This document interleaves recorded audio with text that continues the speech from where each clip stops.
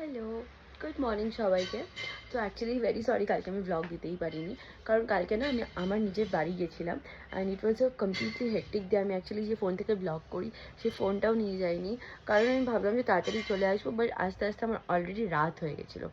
তো কালকে গেছিলাম, অনেকগুলো কাজ ছিল, সেগুলো মেটালাম অ্যান্ড কিছুদিন পর আমি চলেও যাবো এখান থেকে।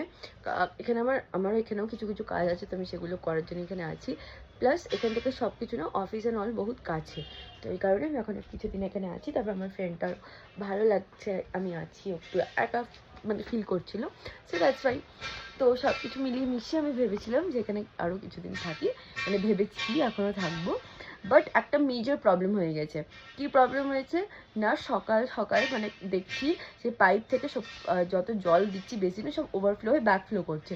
ও তো অলরেডি অফিস চলে গেছে, আমি কাজ করছিলাম, তো ঠিকঠাক করে মানে ব্রেকফাস্টও করা হয়নি, তাই আর শেয়ারও করিনি। এখানে টফিও আছে, আমি দেখছি যে কী করছে মা। আর ওটা নিয়ে বহুত প্রবলেম হয়ে গেছে। তো এখন আমি বেরোবো, বেরিয়ে দেখি যে ব্রেনেক্স আনা যায় না কি আনা যায়। ফার্স্ট ব্রেনেক্স ট্রাই করবো, বিকজ আরবান ক্লাব না বহুত চার্জ করছে। বাট লাস্ট অপশনস হচ্ছে আরবান ক্লাবই ডাকার, যদি আমাদের দ্বারা পসিবল না হয়। তো ও বললো যে তুই দেখ, চেষ্টা কর, না হলে আরবান ক্লাব ডাকবো। তো আমি বেরোই, আর এখনকার জন্য ব্লগটা এখানেই শেষ করছি। জানি একটু বোরিং হয়ে যাচ্ছে, বাট চেষ্টা করবো ভালো ভালো ব্লগ আনার খুব জলদি। টাটা এখনকার জন্য।